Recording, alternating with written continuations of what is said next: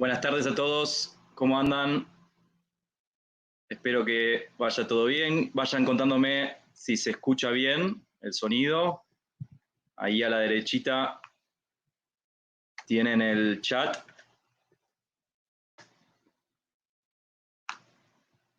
Mientras tanto, me voy presentando. Ahí, gracias Eduardo, gracias Ivonne, Juan José, buenísimo. Muchas gracias por el feedback. Buenísimo que se escuche bien. Vamos a esperar unos minutos para ver si se va conectando más gente. Mientras tanto, como les decía, me voy pasando para los que no me conocen. Mi nombre es Martín Raed y soy licenciado en Kinesiología y Fisiatría de la Universidad de Buenos Aires en Argentina. Y a través de Kinetic Union tengo hoy el orgullo de presentarles al licenciado Roberto Yunis, el cual estará presentando este webinar en español titulado Recomendaciones para el éxito de los principiantes en el método STECO de manipulación facial.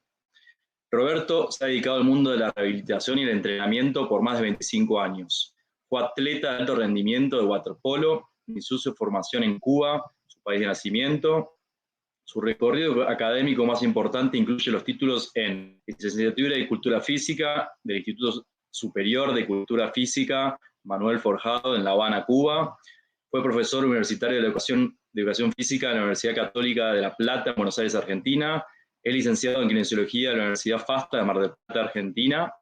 Aparte, Roberto realizó posgrados en neurorehabilitación en CIREN, en La Habana, Cuba. Realizó el curso de entrenamiento de alto rendimiento en La Plata, Argentina. Realizó, aparte, es especialista universitario en la rehabilitación del ejercicio en la Universidad Católica de La Plata, en Argentina. Y Roberto es miembro de la Asociación de Manipulación Facial y está certificado en el método STECO, niveles 1, 2 y 3. Y aparte está siendo entrenado, esto es una novedad, está siendo entrenado para ser instructor del método. Así que ojalá que en el futuro podamos contar con un instructor argentino. Aparte, para los que no saben de los cursos, les cuento que el mes que viene, en abril, tenemos los cursos nivel 1 y nivel 2 en Argentina y el nivel 1 en Uruguay. Así que los que están interesados en hacer los cursos, es ya esta semana, sería ideal que se puedan anotar, porque, bueno, tienen que hacer toda la parte online primero, para luego poder hacer la parte presencial en los respectivos países, sea Uruguay o sea Argentina. Así que, Robert, ¿andás por ahí?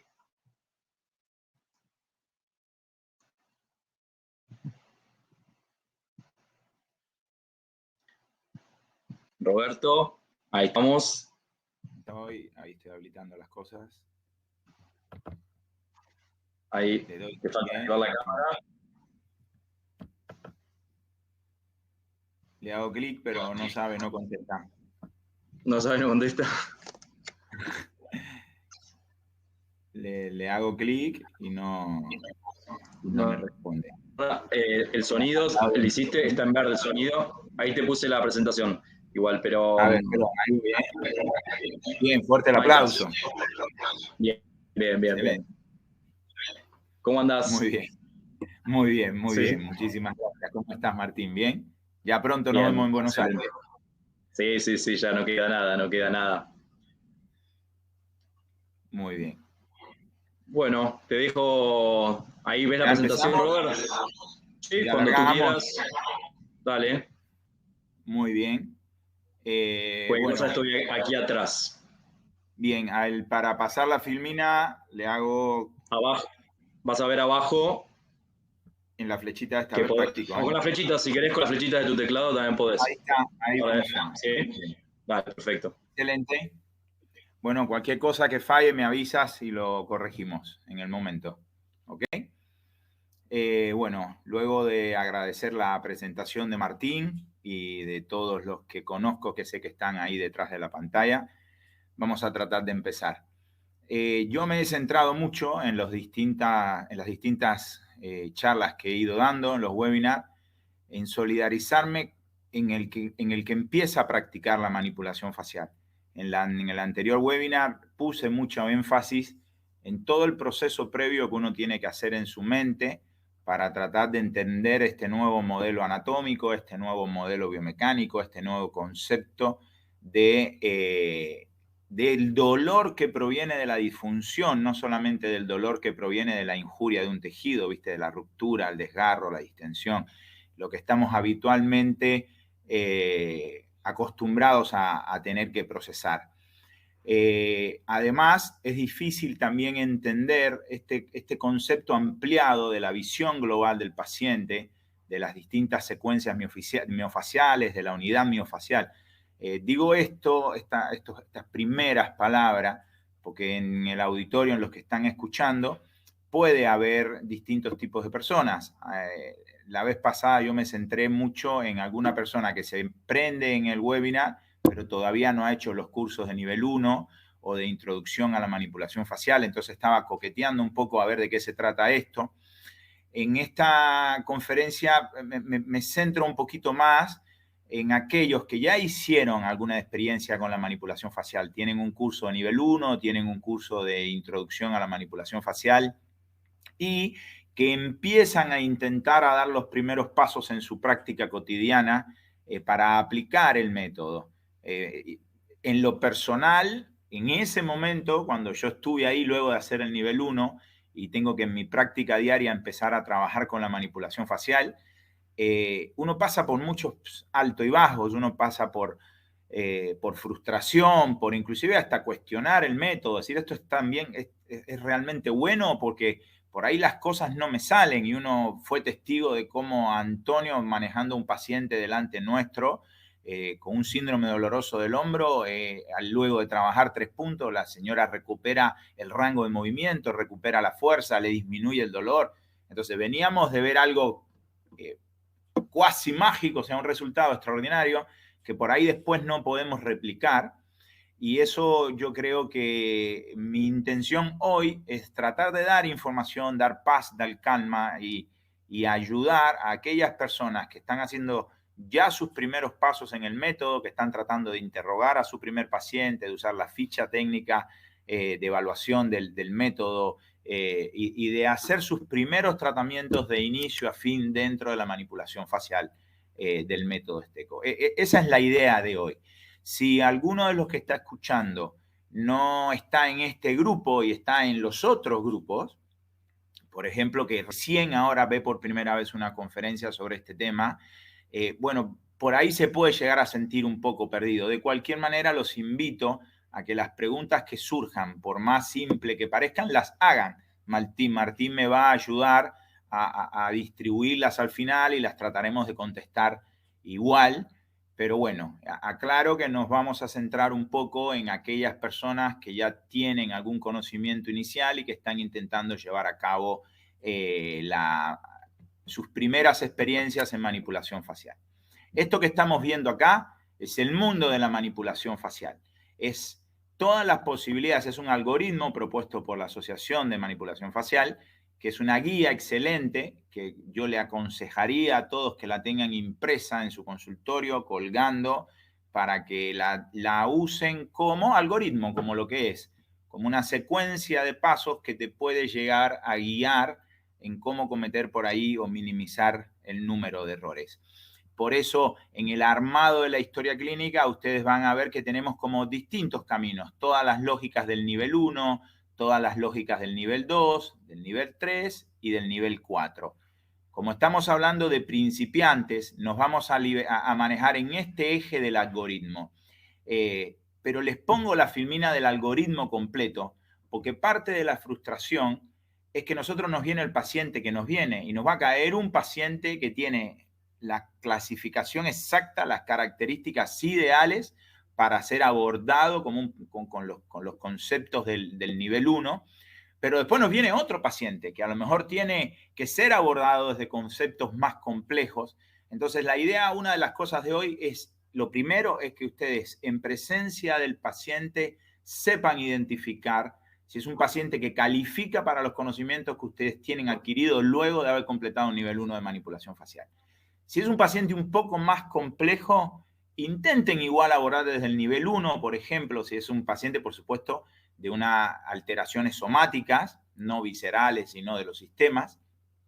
Pero un paciente somático que parezca un poco más complejo, pueden intentar igual tener algún tipo de abordaje que los va a ayudar a mejorar tal vez mucho la sintomatología del paciente, pero si llegan a estar involucrados centros de fusión y estructuras miofaciales un poco más complejas, como las diagonales, las espirales, tal vez no logren la resolución completa de los síntomas, lo cual no los tiene que desanimar, los tiene que en realidad animar a seguir estudiando. Y si hiciste el nivel 1, hacer el nivel 2, participar de todos los webinars que se dan gratuitamente todos los miércoles, comprarte los libros, seguir estudiando, interactuar con colegas, porque en ese proceso en el cual yo ya llevo 3 años y no paro de estudiar y no paro de aprender, hay una enorme, interminable cantidad de conocimientos, papers, experiencias que está ahí para llenarla, o sea, para importarla a nuestras actividades, pero que requiere tiempo.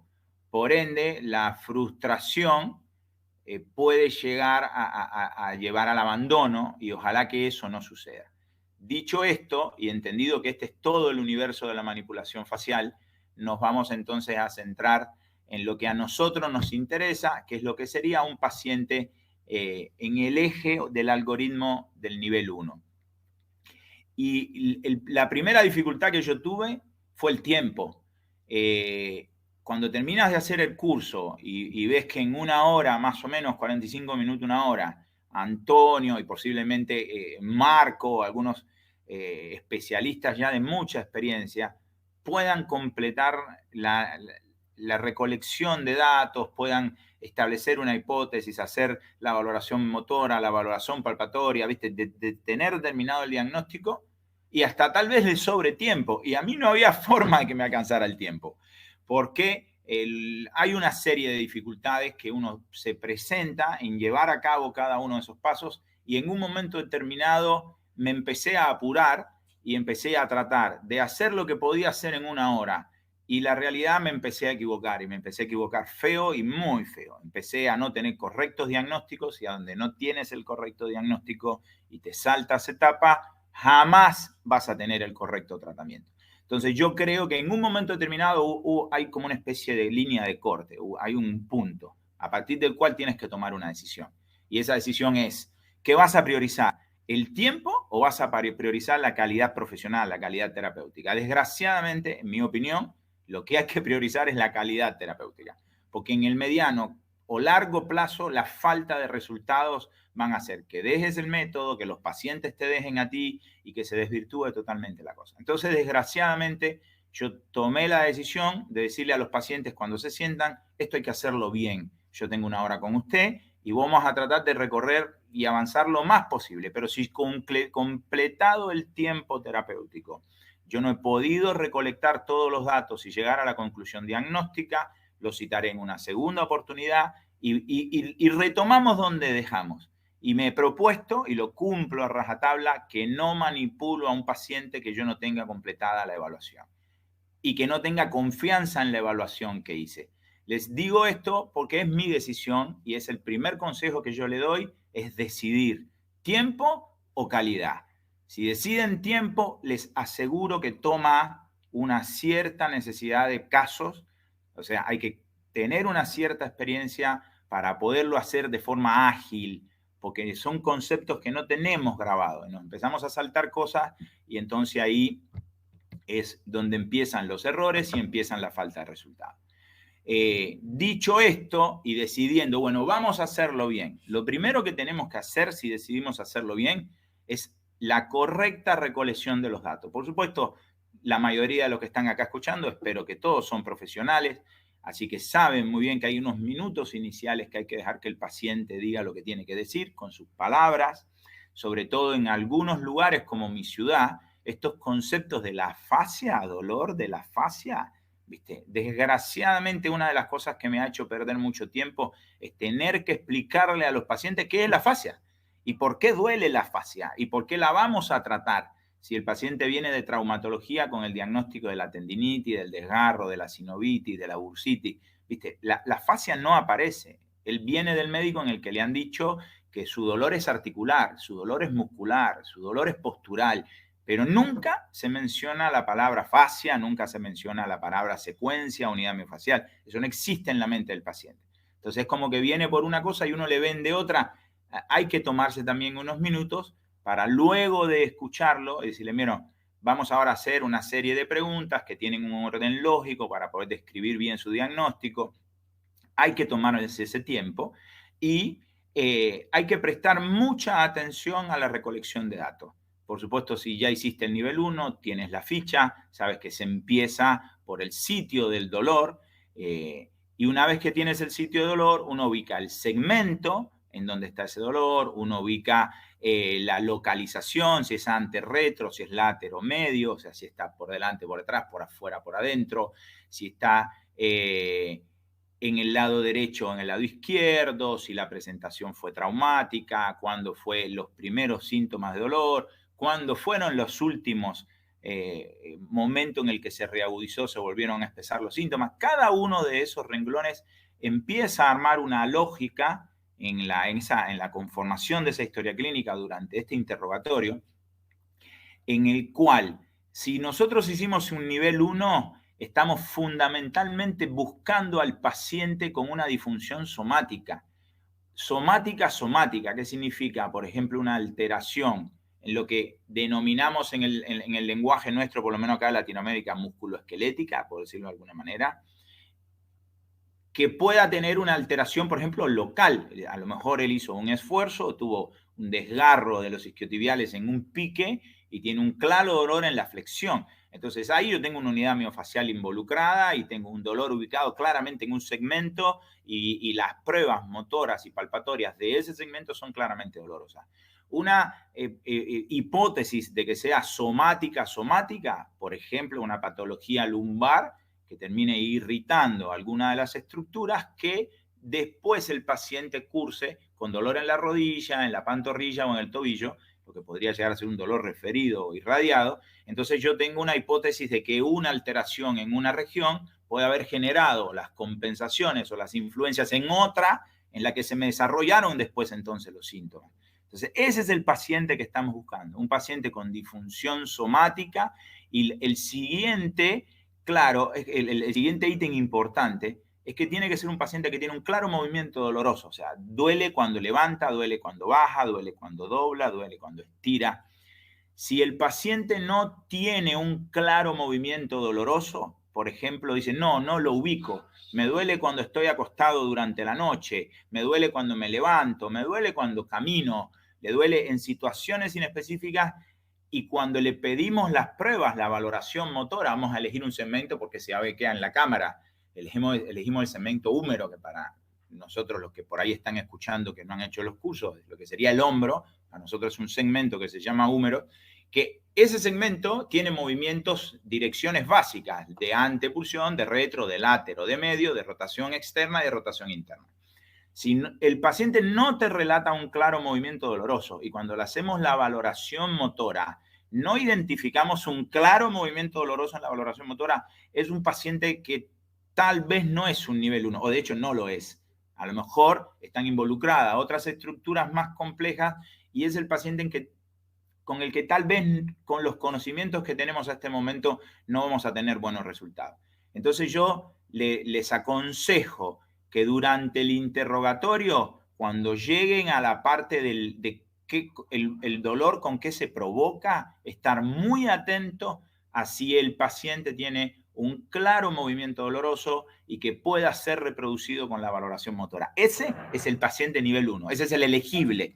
Ese es el que el paciente usted tiene que decir, yo lo quiero para mí y voy a hacer bien todo el proceso. Si el paciente llega a ser más complejo, paciencia, seguimos estudiando y lo resolvemos más adelante. Pero es importante en este momento de la profesión poder elegir el paciente, saber que califica, porque ustedes ya son la mayoría, o deberían ser todos los que están escuchando, fisioterapeutas o alguna especialidad de la salud. Entonces es probable que lleguen a este punto con otros recursos. A lo mejor hicieron RPG, a lo mejor hicieron osteopatía, no sé, tienen otras formaciones en el que no es que estoy diciendo que lo nieguen a ese paciente, no lo atiendo. Estoy diciendo que tal vez ese paciente complejo lo van a tener que por un tiempo, hasta que se formen, tratarlo con las herramientas que tienen, pero se van a sentir un poquito perdidos si no es el típico paciente nivel 1 que tiene un claro movimiento doloroso reproducible con la valoración motora. Eso es muy importante. En esas pacientes que vos decís, bueno, puede llegar a ser un paciente que tiene dolor que proviene del sistema miofacial, hay una serie de características. Por ejemplo, la fascia sabemos que se afecta con el reposo, con el frío, con la humedad, con la acidosis del medio interno. O sea, hay una serie de condiciones que sabemos que exacerban el dolor y otras, el calor, el movimiento controlado, los estiramientos, etcétera, la buena hidratación, el equilibrio químico del medio interno generan una fascia más complaciente, más elástica, con mejor deslizamiento y suelen en esas condiciones disminuir el dolor. Entonces, un paciente que tiene un dolor que fluctúa, que empeora en esas condiciones, que empeora con el reposo, que empeora, por ejemplo, los primeros pasos de la mañana es su peor momento, que le duele la cintura luego de estar mucho sentado, que le duele la cadera o la rodilla después de estar mucho sentado. Ese es un paciente que ya empiezan ustedes a pensar que puede tener dolor proveniente del sistema facial y que es un paciente con el que a ustedes les puede ir bien utilizando este método. Si el dolor es distinto, es mecánico, punzante, que no respeta patrón de horario ni demás, y ya viene con un diagnóstico de una distensión, desgarro, de otra, no sé, fisura, otra entidad patológica que puedan venir señales dolorosas desde otras estructuras y no por una alteración del sistema de percepción a nivel de la fascia. Entonces es un paciente que tal vez, aún beneficiándose con un tratamiento de manipulación facial, requiere también otras intervenciones o otro proceso. Es importante estar atento a esas cosas. La respuesta al frío, al calor. Si el paciente dice, no, me pongo calor y me va bien, es un paciente que es elegible, al que ustedes quieren decir, sí, vamos con manipulación facial. ¿Ok? Por eso, en esta parte inicial donde hacemos el interrogatorio, en realidad lo que tenemos que estar muy claro si es un paciente que voy a tratar con los conocimientos que tengo a ese momento. Para el ideal, paciente con claro movimiento doloroso, paciente que eso se puede verificar con la valoración motora. Si yo completé en esta parte inicial en la que voy completando la historia clínica y registro el sitio de dolor y todas sus características, entonces lo que sigue es el dolor concomitante. Entonces, si yo, ahora más adelante les voy a mostrar un caso que voy a ir mañana, un médico urólogo amigo mío que viene por una patología, una tendinopatía de Aquiles, y le describimos todo su dolor en lo que para nosotros es el segmento talo-pes. Y en el sitio de dolor concomitante nos relata un dolor lumbopélvico que más o menos se inició antes en el tiempo que el dolor en el segmento talo y que seguía manifestando dolor durante este periodo de último mes en el que se había desarrollado la patología de Aquiles después de una carrera.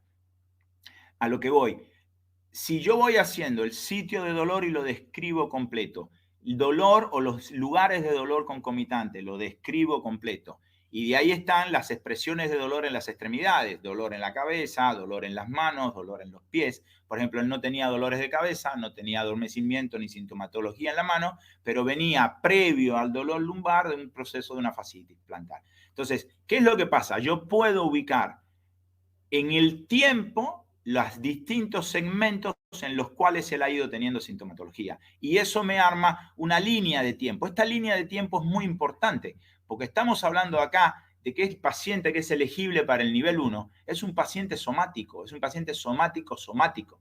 Entonces, si es un paciente que tiene gastritis y luego de la gastritis hace un dolor lumbar, es un paciente visceral somático y con los conocimientos del nivel 1 todavía no lo voy a poder manejar bien.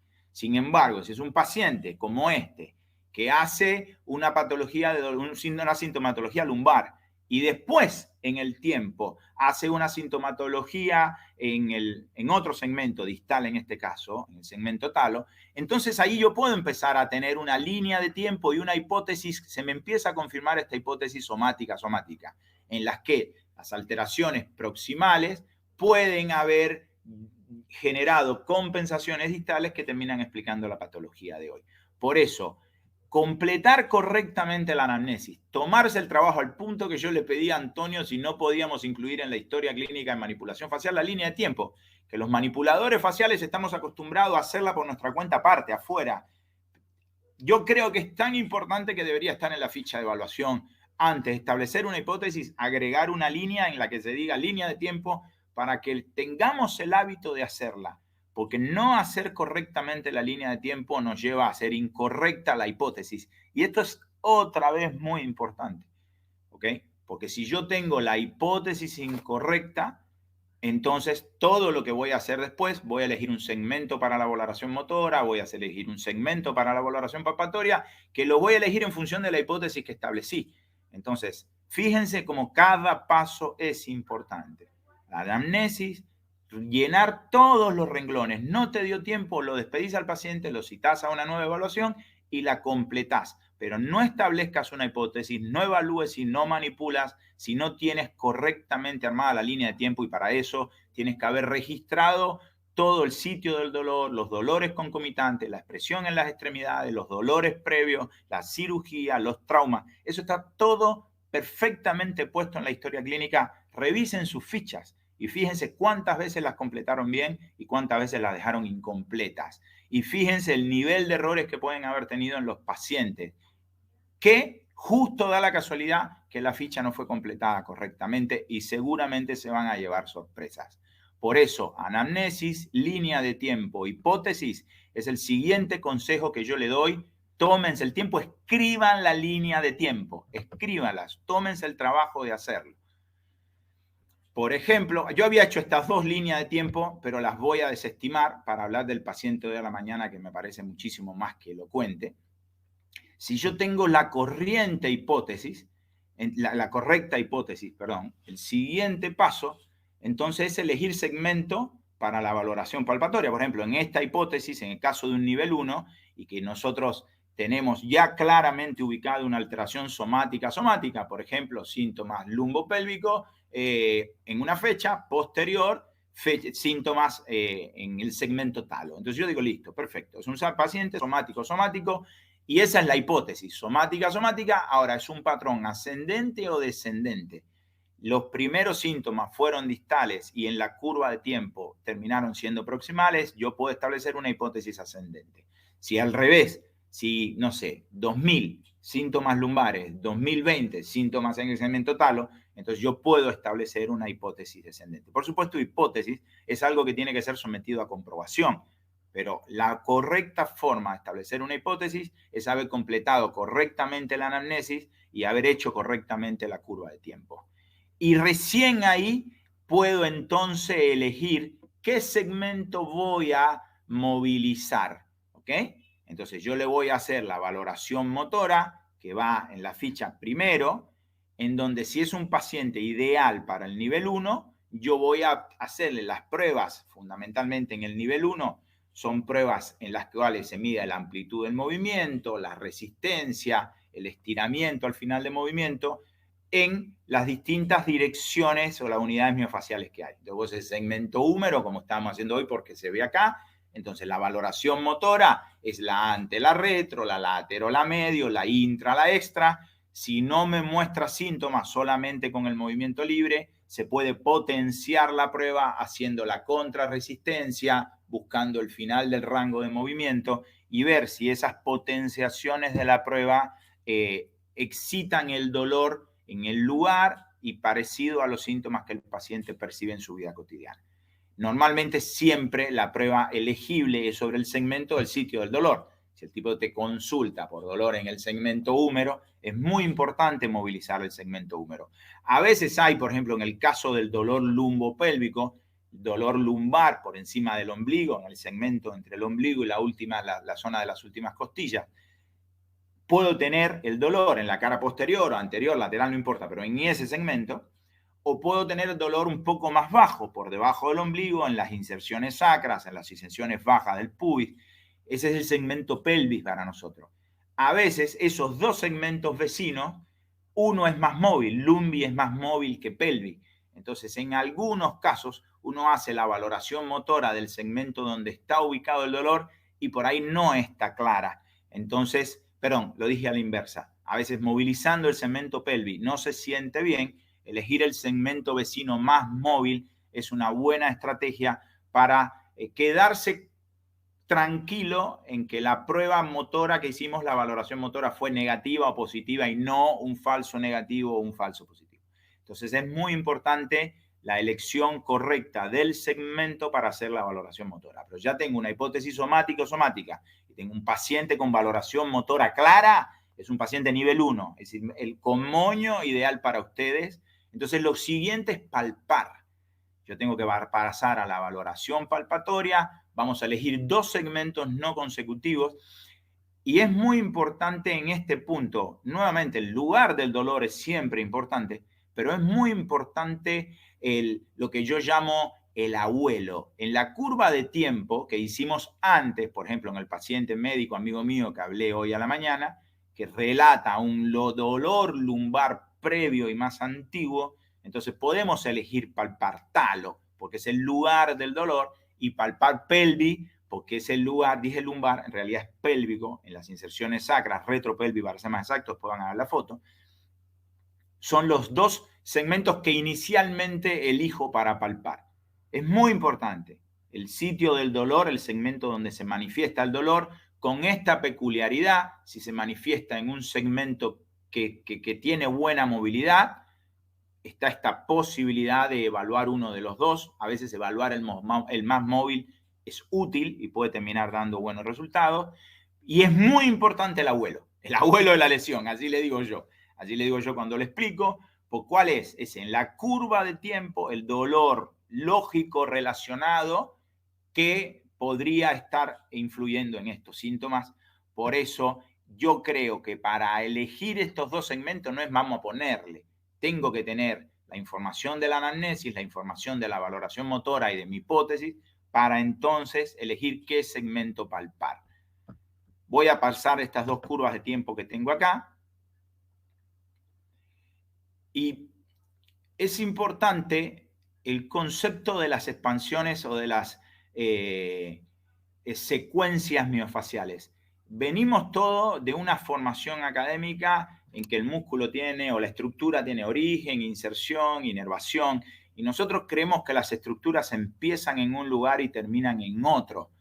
Entonces, es uno de los grandes aportes de la manipulación facial es el concepto de continuidad.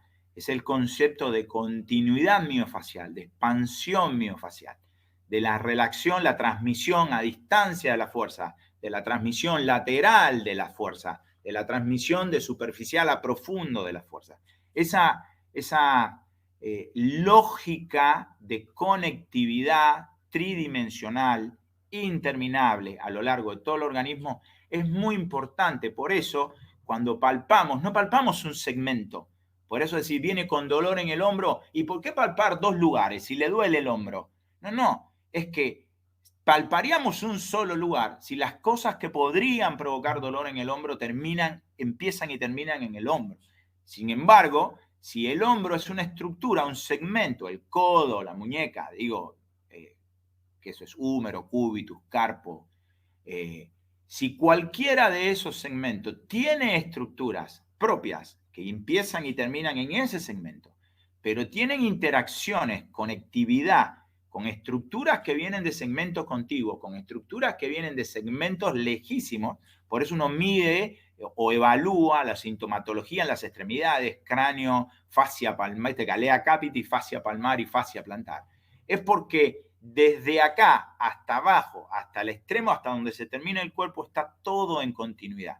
Y acá puse este ejemplo simple de las imágenes sacado del Atlas para que vean cómo hay una continuidad perfecta y absoluta entre el pectoral mayor y la fascia braquial y antebraquial. Acá tenemos el subescapular, el dorsal ancho, dónde empieza y dónde termina. Hay límites más o menos observables, pero lo que destaca es la continuidad. Si yo acá pudiese pellizcar y traccionar en esta dirección, si lo que yo muevo acá, esas fuerzas se van a transmitir a lo largo de toda la estructura.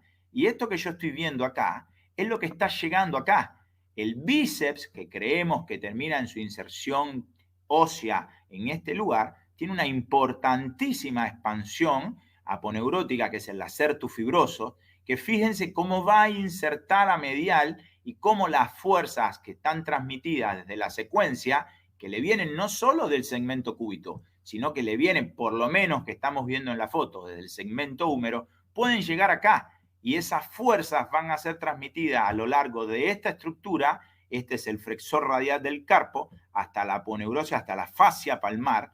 Por ende, desde el hombro hasta el codo, hasta la muñeca, hasta la mano y los dedos, la continuidad anatómica es absoluta. Por eso cuando decimos secuencias miofaciales, no es alguien se durmió con la Virgen y se despertó iluminado y dijo, vamos a ponerle nombre. No, no, no. Esto está correlacionado, por supuesto, empezó en una sospecha práctica clínica, pero hoy tiene un perfecto y profundo correlato científico. Esto hoy está documentado a lo máximo, recontra documentado. Por ende, es importante que la valoración palpatoria, ustedes no evalúen al paciente desde el concepto anatómico local. Ustedes evalúen al paciente desde el concepto del sistema miofacial global. Por eso la elección de los dos segmentos, la elección más inteligente de los dos segmentos a palpar dentro de una secuencia específica que pueda llegar a estar involucrada. Porque, por ejemplo, si en la valoración motora el paciente tuvo dolor en la ante, claramente en la ante de húmero, ¿me explico? Y le hicimos además la ante de codo, la ante de carpo, y encontramos dolor, limitación del rango de movimiento, debilidad, descoordinación en alguno de los otros segmentos, eso ya nos empieza a armar la disfunción de la secuencia miofacial y nos tiene que ampliar la visión de no limitarnos a palpar, evaluar y tratar solamente un segmento. Ahí seguimos. Le tengo que meter pata, ¿eh? Veo que los minutos y no voy ni por la mitad, cosa que me pasa siempre. Perdón, Martín. Si esta palpación de los transversales de dos segmentos no consecutivos que ya explicamos, es muy importante la precisión anatómica. Es muy importante la precisión anatómica. Primero, esos puntos se han determinado de forma práctica por la experiencia de Luigi y de los años siguientes de Antonio, de Carla, de los maestros de la manipulación facial, en la que luego de años y años de práctica han ido identificando puntos específicos del cuerpo que son más propensos a desarrollar estas densificaciones. Pero cuando se han hecho los estudios anatómicos, esos puntos se corresponden con la coincidencia específica de determinados vectores de fuerza en donde 1 centímetro más allá, 1 centímetro más acá puede llegar a ser la diferencia en equivocar el diagnóstico. Si no tenemos clara la anatomía y si no tenemos clara la ubicación de los puntos, señores, y a todo principiante en la manipulación facial, eso le sucede. Hay que usar las ayudas que nos da el método. Lo primero es comprar los afiches y colgarlos en el consultorio, cosa de que ustedes tengan la posibilidad de palpar y mirar, palpar y mirar. Me ha sido mucha más útil la aplicación. Acá en esta foto no se ve, acá hay un televisor, que es una Chromecast, yo comparto mi pantalla al televisor y yo voy acá haciendo zoom en la pantalla de la aplicación y puedo ir ampliando la ubicación anatómica y puedo ver la ubicación exacta del punto, lo cual nos hace que a la hora de hacer la valoración palpatoria tengamos un criterio muchísimo mejor. Me tomé el trabajo de sacar del libro, página por página, los puntos, cuál era la ubicación anatómica, lo tipié, lo imprimí y me hice un blog que lo tengo colgando en mi mesa de trabajo, porque si mirándolo en cualquiera de los recursos, los afiches, la aplicación, etcétera, igual no estoy de todo claro, me fui a la descripción del libro de manipulación facial, parte práctica nivel 1, en la que dice específicamente la ubicación anatómica del punto. Es muy importante. Tómense el trabajo para tener una ubicación anatómica, porque los recursos están. Si ustedes empiezan a apurar y no lo hacen, el trabajo es una fuente de error. Un punto muy importante, muy densificado, no diagnosticado, señores, da la persistencia de los síntomas. Tan sencillo como eso. Porque si un centro de coordinación densificado afecta a los vectores de fuerza y el lugar de percepción del dolor, yo no puedo encontrar de dónde es que le están viniendo las alteraciones de la biomecánica para que el dolor se perciba acá y yo ando a ciegas en otro lado y no encuentro ese punto muy densificado que me altera el centro de percepción. no tengo resultados. Entonces es muy importante la precisión anatómica y los recursos están más que disponibles. La aplicación funciona a la perfección, es rápida, es gratuita.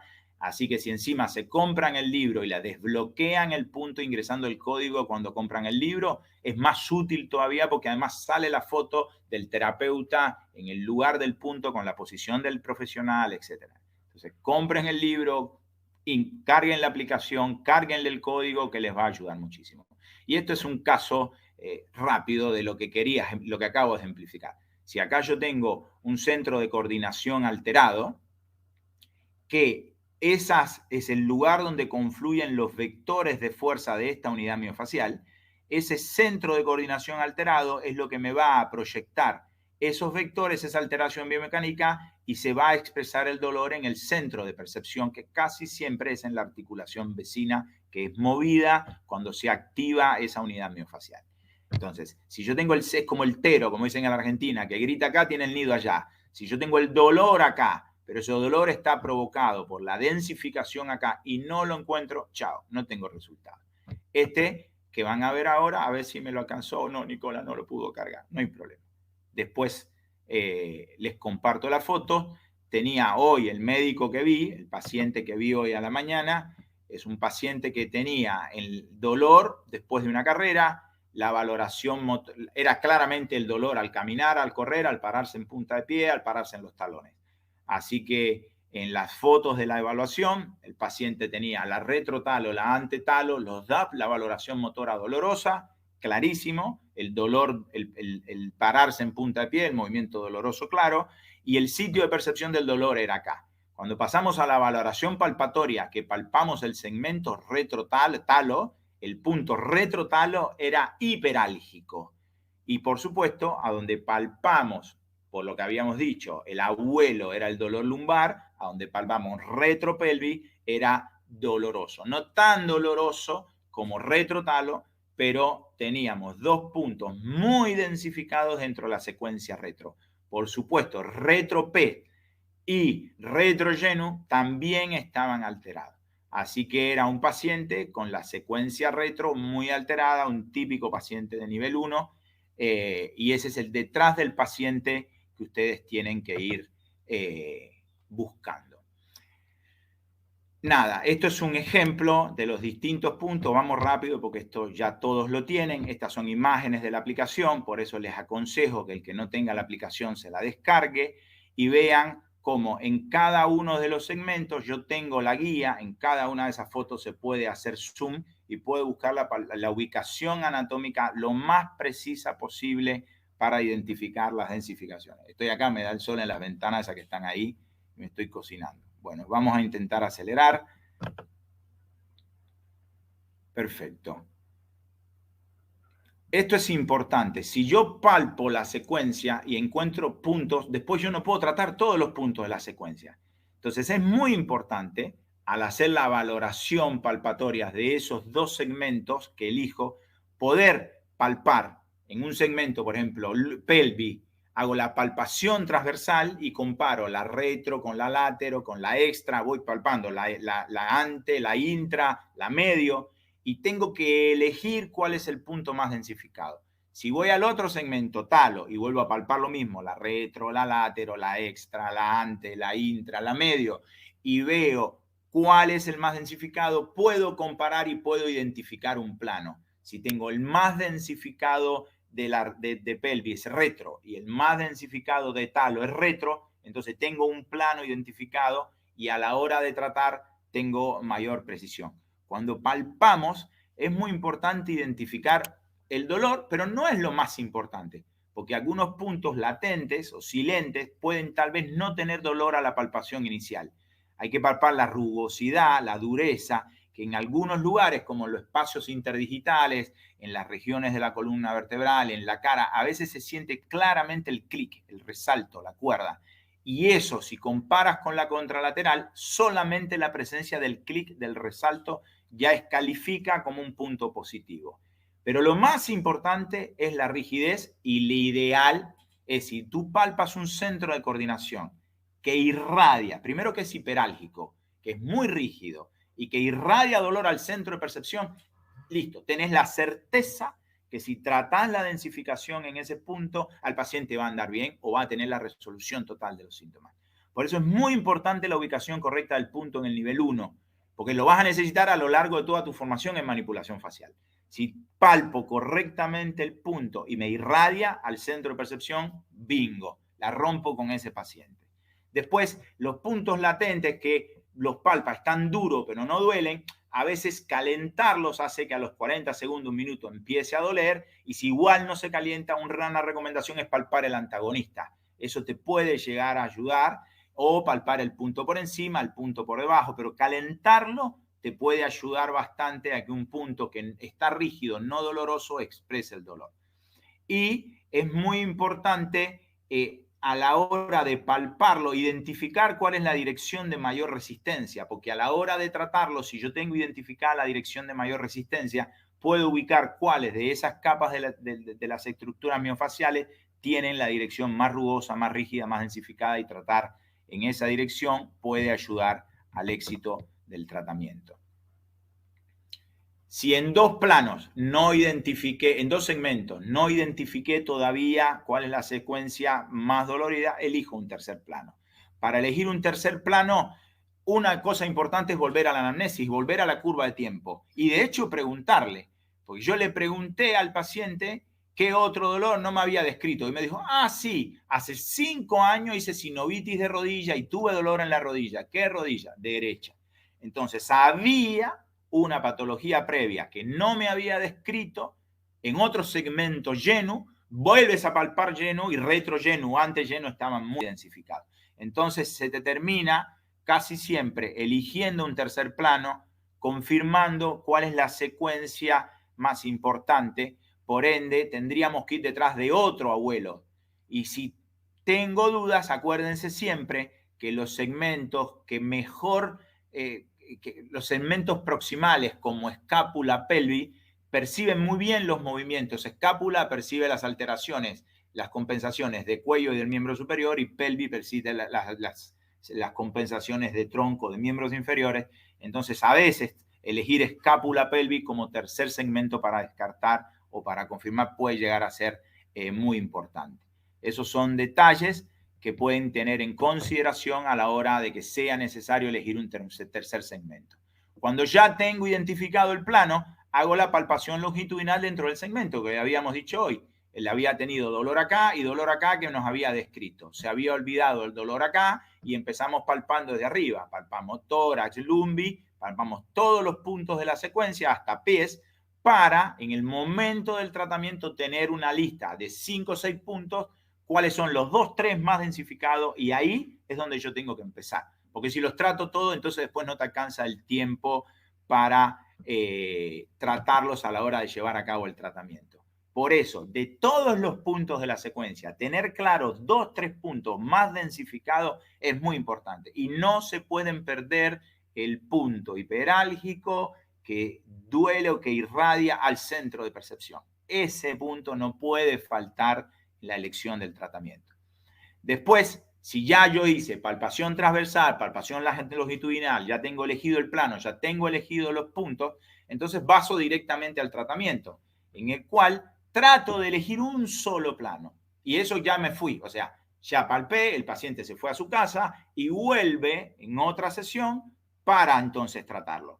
Cuando vuelve para el tratamiento, siempre repetimos rápidamente la anamnesis, porque en esos días que puede haber entre una visita y la otra, los dolores pueden haber aumentado, disminuido, cambiado de lugar. Entonces, el dolor es el mismo. Tengo registrado tal segmento, tal dolor, tal lugar, con tales movimientos. Sí, bueno, tengo registrado este movimiento que corroboro que la valoración motora sea la misma que yo obtuve el día del consultorio, rápidamente palpo, corroboro que la valoración palpatoria es la misma que tenía registrado en la historia clínica del día de la consulta, y entonces inicio el tratamiento. En 10-15 minutos uno tiene que hacer rápidamente este rechequeo para empezar a tratar.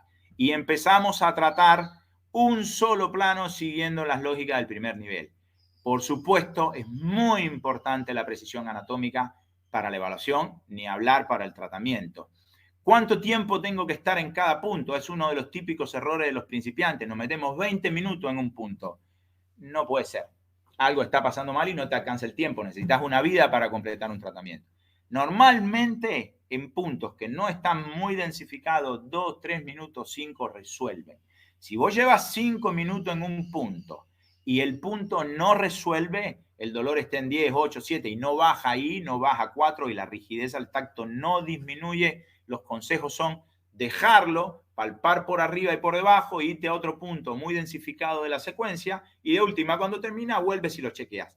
Muchas veces palpas el otro y te vuelves y este que estaba bloqueado, meseteado, mejoró. Entonces es muy importante no traumatizar demasiado, porque esto te lleva a otro problema, que por ahí dejamos demasiado inflamación, el paciente se siente peor después cuando se va al consultorio y sin embargo los síntomas no se le van. Entonces no hay que pasarse ni con el tiempo en el punto, ni con la cantidad de dolor que le provocamos.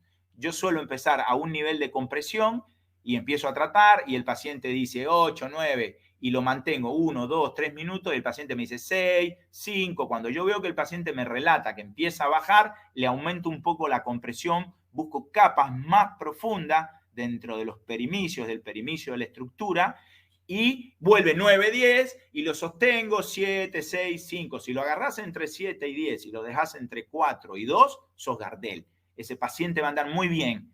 Entonces hay que tener esa delicadeza de ir por capas, de ir aumentando en profundidad y de saber cuándo es un buen momento para dejar el punto e irte.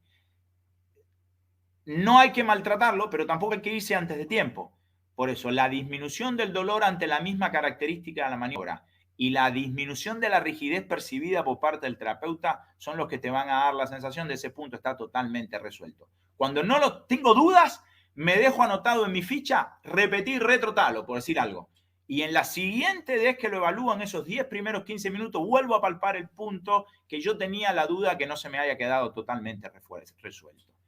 Y si yo tengo una secuencia, este paciente, retrotalo, retropelvis seguro, viste, retrogenus, retrolumbi, retrotórax, estaban más o menos, yo inicio mi tratamiento. Trato el abuelo, retropelvis, trato el que me daba dolor irradiado al centro de percepción, retrotalo, y ya lo paro y le repito la valoración motora. Entonces me fijo si el retrotalo, antetalo siguen teniendo el mismo dolor que le hice al inicio de la sesión luego de tratar 1, 2, máximo 3 puntos. Entonces es muy importante la dinámica de tratar, porque si trato, repito la valoración motora y se me modificó el dolor percibido, significa que voy por el buen camino, sigo a completar mi tratamiento con la lógica del nivel 1.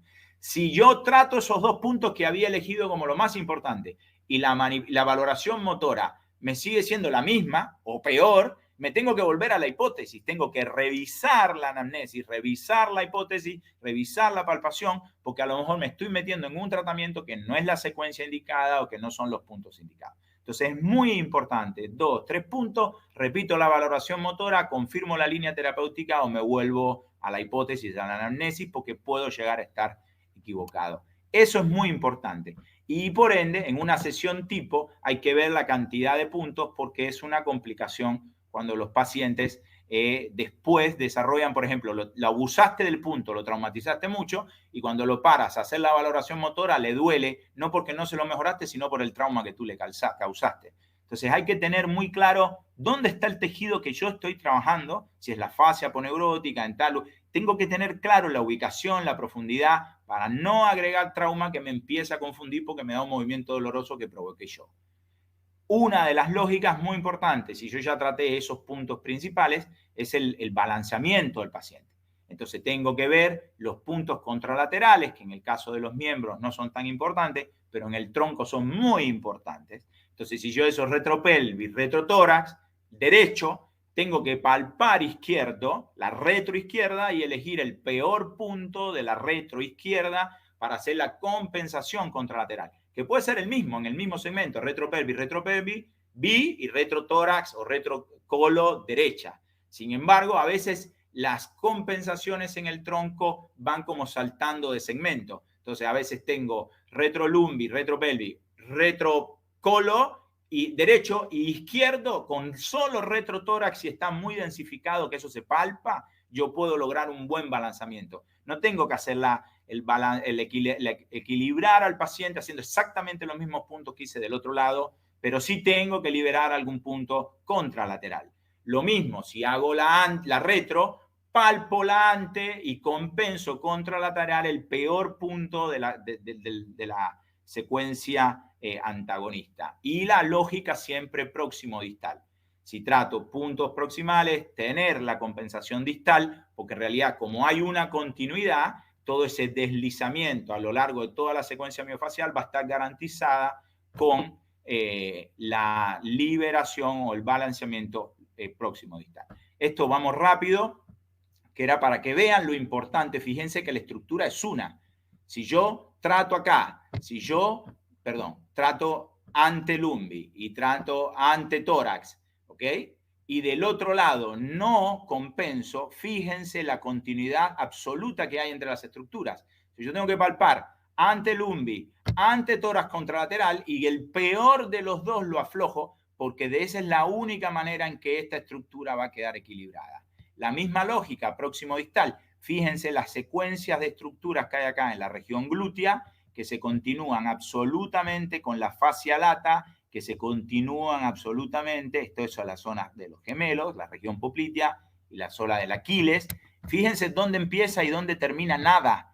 Entonces, si yo solamente genero trato de una densificación proximal y a nivel distal no genero ninguna compensación, el deslizamiento global del sistema puede seguir estando afectado. Y eso me puede llegar a dar que el tipo anda bien 2 o 3 días y que la compensación empieza otra vez a desarrollarse, a donde llega me vuelve a provocar los mismos síntomas. Entonces es muy importante, en las lógicas del nivel 1, a donde seguí mis pasos, elegí los puntos, los traté, etcétera, no terminar el tratamiento, por eso hay que elegir los puntos exactos, porque te tiene que quedar tiempo dentro de la sesión para hacer, aunque sea algún punto contralateral, hacer algún punto antagonista y tener garantizada la liberación próximo distal. Si no hago esto, lo más común, primero, es si la típica, me paso como principiante, es la típica, la mayoría con los que he hablado por teléfono que hicieron el curso conmigo me dice, pero ¿cuánto tardás en los puntos? Yo me meto como 20 minutos.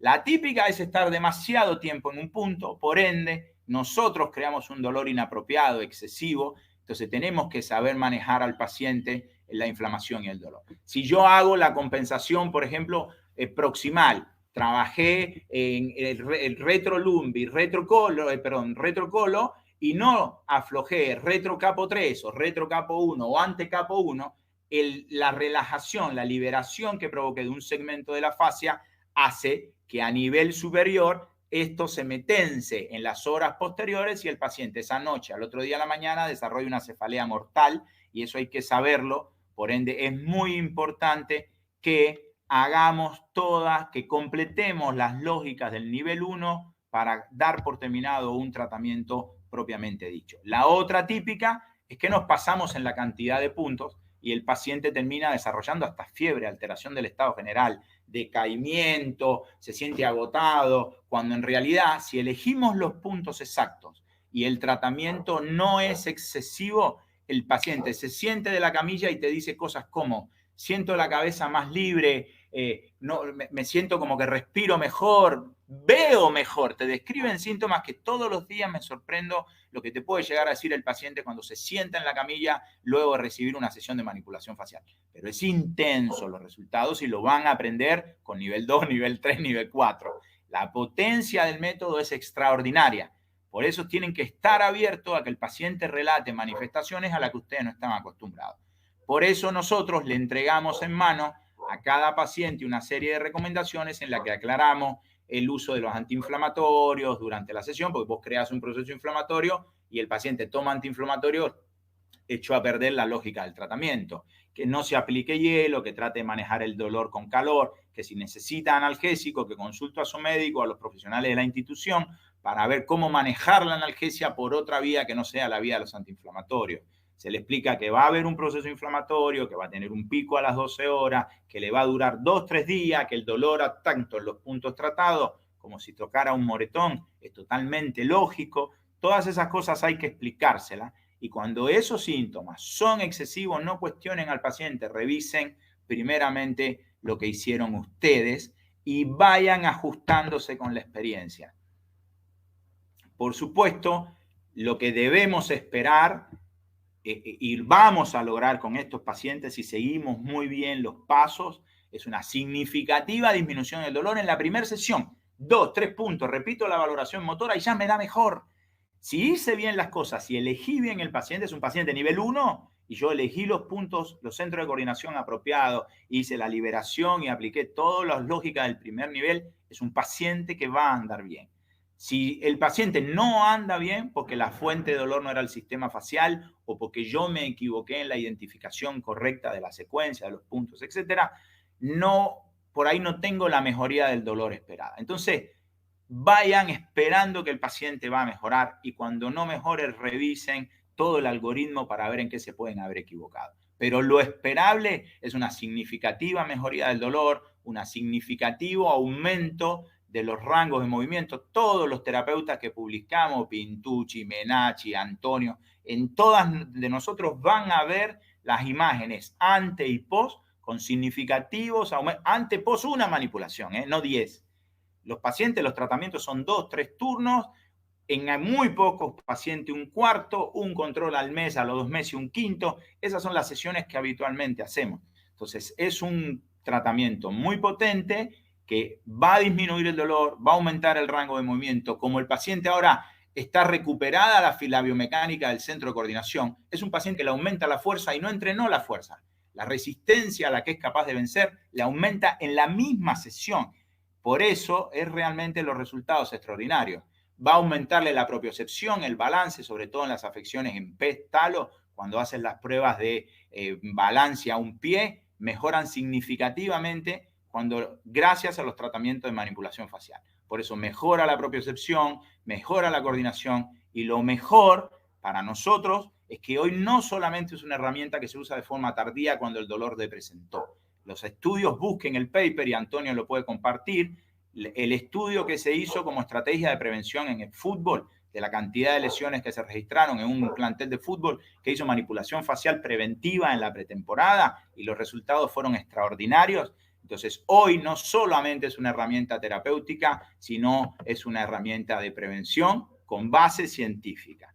Si se siguen, si se respetan cada uno de los pasos del algoritmo, se elige bien al paciente, se establece bien la hipótesis, se siguen cada uno de los pasos, los resultados que se pueden obtener con el método son extraordinarios y duraderos. 6 a 9 meses tenemos documentado que los síntomas pueden seguir eliminados. Y sobre todo, tanto más cuanto el paciente modifique su calidad de vida, su estrategia alimentaria, incluye el ejercicio y aprenda a cómo tener un sistema facial más saludable. Y no solo el método en sí mismo, sino la enorme, inagotable, imposible de leer completa fuentes de actualización y de investigación científica que tiene la familia Esteco hoy hace que los beneficios del método no sean solo aplicados a la manipulación. Estamos diseñando en este momento programas de entrenamiento, de facial fitness, de fortalecimiento, de resistencia aeróbica, usando los conceptos del método Esteco de manipulación facial. Y muy breve, muy pronto van a haber grandes novedades al respecto. Así que bueno, ya está. Me pasé 5 nada más, Martín. Muchísimas gracias. Espero no haberme hecho demasiado lío. ¿Estás por ahí, Martín?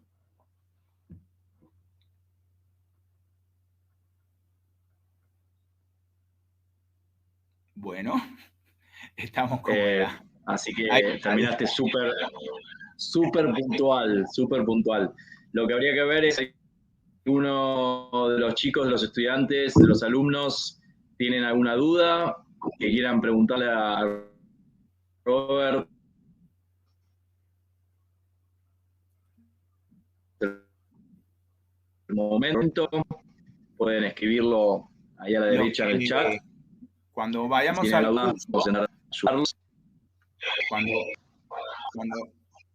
cuando vayamos al curso, Martín, la guía de los puntos que me tomé el trabajo de hacer, la voy a llevar para que los alumnos del curso la puedan tener disponible y se les facilite la práctica cotidiana, inclusive las mismas prácticas durante el curso. Así que eso buenísimo, Robert. Te lo voy a llevar y lo voy a proveer. Perfecto, muchas gracias. A ver si hay algunas preguntas. Excelente, todas son halagos. Bueno, vamos pero que pregunten. Buenas tardes. Ahí, mira, ahí vamos a poner esta. A ver.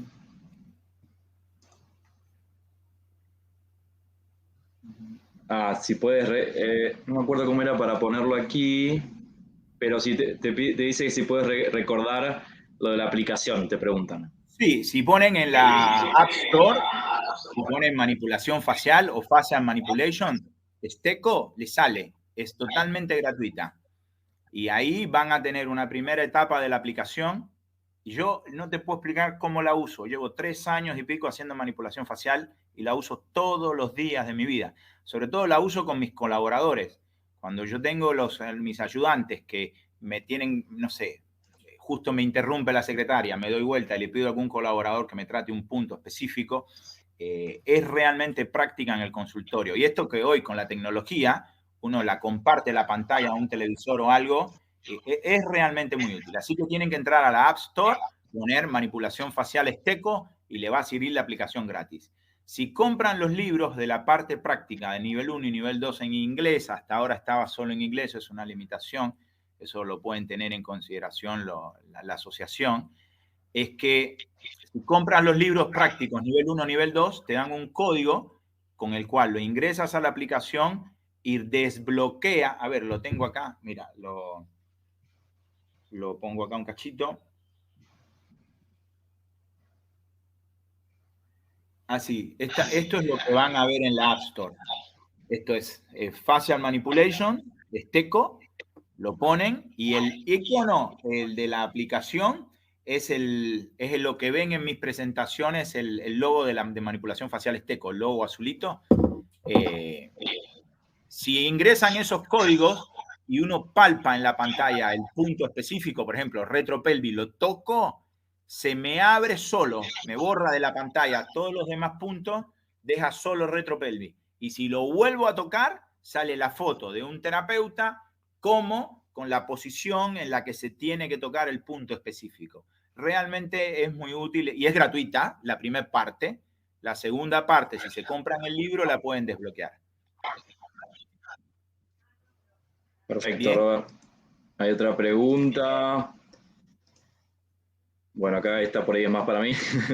Sí. ¿Quieres saber del curso y la capacitación?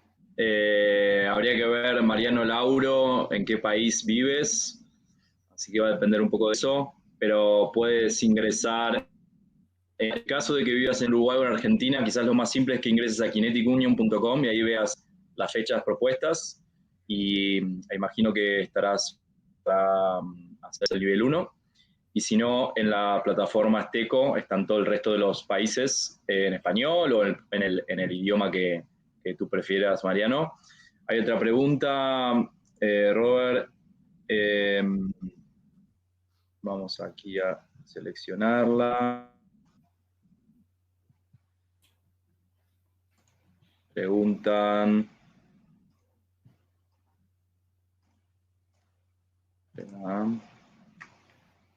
Se puede. Acá hay alguien que habla en portugués. Marcia, me parece. Vamos a seleccionarlo. Sí. Pregunta si lo puedes aplicar en gravidas que me parece que es embarazada. Mira, la respuesta es sí. Claro la respuesta es sí, claro que sí. El concepto de las secuencias miofaciales te permite que si tú tienes un problema en un lugar, por ejemplo, mucho dolor, un lugar hiperálgico, que el paciente no deja que se lo toques, o en el caso de una persona embarazada, en el segmento donde está el bebé, tú digas, bueno, lo quiero preservar, yo no voy a trabajar en ese lugar. Trabajando los puntos dentro de la misma secuencia alterada, por encima y por debajo del lugar, podés obtener extraordinarios resultados. Entonces, la realidad es que no tiene ningún efecto sobre el bebé Y si lo haces y podés tratar a la persona sin la necesidad de tocar el lugar. Igualmente, la experiencia que tenemos es que si uno, como está trabajando, por ejemplo, en la fascia del recto abdominal, y la presión y la fricción que uno ejerce es específica en ese plano, no tiene por qué influir en profundidad. Pero la respuesta es sí. Yo creo que cuanto más experimentado sea el terapeuta, va a poder trabajar más cerca o en el lugar, y cuanto menos experiencia tenga, le aconsejo que se maneje más a lo lejos. Pero la respuesta es, nosotros hoy en el centro nuestro tenemos pacientes neurológicos, traumatológicos, medicina del deporte, tenemos desde niños hasta pacientes de añosos de 80, 90 años. O sea, se puede trabajar en todas las edades, en todas las condiciones. Realmente hoy las contraindicaciones de la manipulación facial son realmente muy limitadas. Perfecto, Robert. Ahí nada más que te pregunta sobre tu experiencia. Buenas tardes. ¿Cuánto tiempo toman entre una sesión y otra? Bien. Cuando el paciente es simple, como el que les expliqué en la charla, que es un claro movimiento doloroso y yo tengo un segmento muy afectado con un segmento moderadamente afectado, y yo en mi hora terapéutica puedo tratar todos los puntos que elegí y puedo hacer la compensación contralateral y me queda tiempo para hacer la compensación antagonista, dice todas las lógicas del nivel 1, es un paciente que yo cito en una semana, porque dejo que todo ese proceso inflamatorio que yo creo se extinga, y entre los 5 o 7 días, no más de 10, trato de, digo, porque a veces está mi agenda también. Hoy, gracias a Dios, yo tengo un mes de espera por los turnos. Entonces, cuando trato de ingresar un paciente al sistema, yo hoy le dejo dado 3 turnos, uno por semana durante 3 semanas, un cuarto a los 15 días y uno al mes. Eso hago yo, que lo que hago es cancelar cuando no los necesito, pero me garantizo que ya tenga el lugar. Cuando es un paciente muy complejo, que no tengo afectado una secuencia, sino que tengo afectado un plano, tengo muchos puntos densificados de un lado, de la retro, por ejemplo, y tengo muchos puntos densificados de la ante, y que en una sesión no pude balancear correctamente el plano completo, es un paciente que tal vez lo cito a la segunda sesión más rápido. En 2, 3 días, 5, porque en realidad las 2 sesiones me funcionan como una para completar la primera lógica, y recién lo cito a los 7. ¿Se entiende? Entonces, normalmente perfecto, es una sesión por semana, 2, 3 sesiones. La cuarta casi siempre la suspendo. De hecho, ya la tengo anotada a los 15 días, y una quinta, un control al mes, y ahí arranco. Te veo a los 2 meses, te veo a los 4, te veo a los 6. Voy prolongando para ver si el paciente con sus condiciones redensifica, que eso es toda una estrategia que da para otra charla en sí misma. ¿Qué hago en los controles? Por eso es importante la historia clínica. Dejar registrado cuál fue el peor punto que tuvo, los puntos latentes, los puntos silentes. Dejar eso bien registrado ayuda que en los controles uno vaya derecho al problema. Robert, una pregunta más, vamos con la última. ¿Qué porcentaje de pacientes está tratando con manipulación facial? Muchas gracias, excelente expo. Bueno, yo veo, de hecho lo tuve que bajar porque me dañé yo físicamente. Yo cuando empecé, mis primeros 2 años de manipulación facial, hacía 10 pacientes, 12 pacientes por día. Es una locura. Terminé yo con un nivel de fatiga, horas parado al lado de una camilla, ¿viste? Era como que muy intenso. Hoy por hoy yo trato de 7 a 8 pacientes por día, de lunes a viernes, todos los días de mi vida, todos bajo los conceptos de la manipulación facial. ¿Por qué razón? La historia, la ficha técnica, la historia clínica de la manipulación facial me salvó la vida. O sea, todo lo que yo había tratado en 25 años de experiencia de ir resumiendo a una estrategia evaluativa concreta, me lo resolvió la ficha técnica de la manipulación facial. Entonces, el paciente, no importa la patología que declare, yo tengo días de consultorio en el que no manipulo, tengo horarios en que vienen los pacientes que son primera consulta. Yo no tomo paciente en primer consulta si no tengo turnos para darle en rehabilitación. Entonces, yo lo evalúo en el consultorio, o sea, en un consultorio, no tengo gimnasio, lo evalúo en el consultorio, le hago la historia clínica completa, y cuando tengo el diagnóstico, recién ahí le doy turno para manipularse. Y esa es mi estrategia, y así me viene funcionando, y la verdad que lo que a uno le funciona funciona, lo repite. Así que imagínate en 3 años atendiendo 7, 8 pacientes por día, todos los días de la semana. Gracias a Dios he tenido mucha casuística. Bien, bien. Es buenísimo que puedas transmitir tu experiencia. Me parece que para la gente que hizo los cursos o que hizo los cursos está buenísimo escuchar a alguien que tiene más experiencia y bueno, que estás en el proceso también de ser instructor. Así que, nada, súper agradecidos. A ver, hay una más. Bueno, pregunta un poco parecido.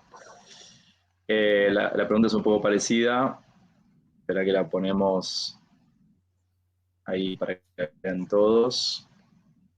Ahí está, vamos con la última, cortito. ¿La ves, Robert, ahí o te leo? Sí, la veo perfecto. Bien. Los errores más comunes al inicio es hacer de menos en la parte evaluativa y querer hacer de más en la parte terapéutica. O sea, uno se salta preguntas y se salta puntos en la evaluación, en el interrogatorio, y después quiero entonces matarme yo haciendo fuerza, tratándole 25 puntos. Eso es un error claro que cometí yo, esto que te estoy hablando, por eso yo hoy quería hablarle a los principiantes. Porque no hay que apurarse y querer compensar tratando 150 puntos lo que hice mal en la evaluación.